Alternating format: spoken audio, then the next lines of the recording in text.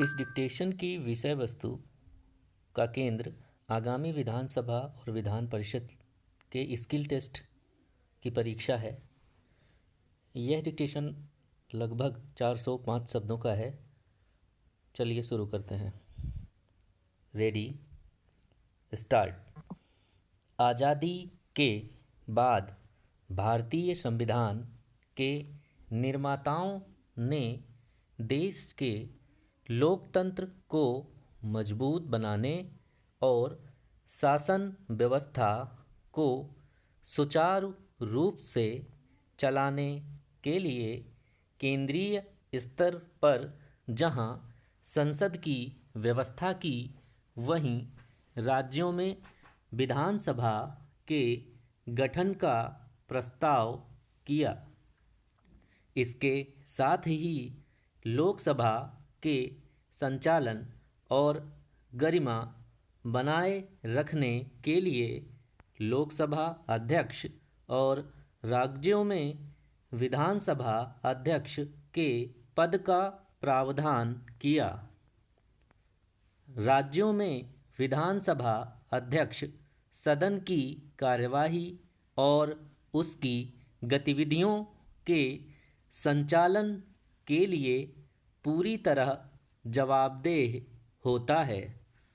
विधानसभा अध्यक्ष से यह अपेक्षित होता है कि वह दलगत राजनीति से ऊपर उठकर सभी दलों के साथ तालमेल बनाकर इस पद की गरिमा को बरकरार रखेगा। विधानसभा अध्यक्ष का निर्विरोध निर्वाचित होना और उसका किसी भी दल के प्रति झुकाव नहीं होने वाला स्वरूप समाज की उस राजनीतिक जागरूकता का प्रतीक है जो लोकतंत्रीय व्यवस्था की प्रमुख आधारशिला है। सीधे सरल शब्दों में कहें तो विधायिका का काम कानून बनाना है, कार्यपालिका कानूनों को लागू करती है और न्यायपालिका कानून की व्याख्या करती है। इन तीनों को लोकतंत्र का आधार स्तंभ माना जाता है। भारत की न्यायपालिका के बारे में कहा जा सकता है कि जैसा इसका नाम है वैसा ही इसका काम है। न्यायपालिका का मूल काम हमारे संविधान में लिखे कानून का पालन करना और करवाना है तथा कानून का पालन न करने वालों को दंडित करने का अधिकार भी इसे प्राप्त है।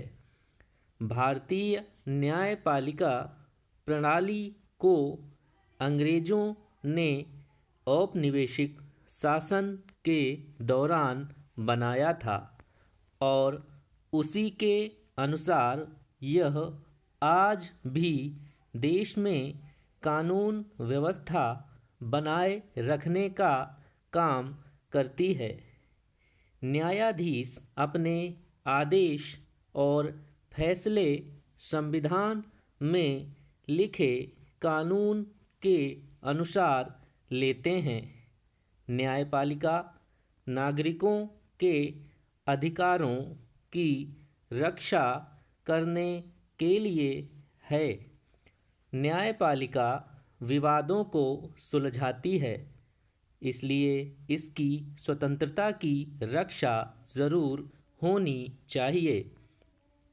संघीय कार्यपालिका में राष्ट्रपति, उपराष्ट्रपति और राष्ट्रपति को सहायता करने एवं सलाह देने के लिए अध्यक्ष के रूप में प्रधानमंत्री के साथ मंत्रिपरिषद होती है।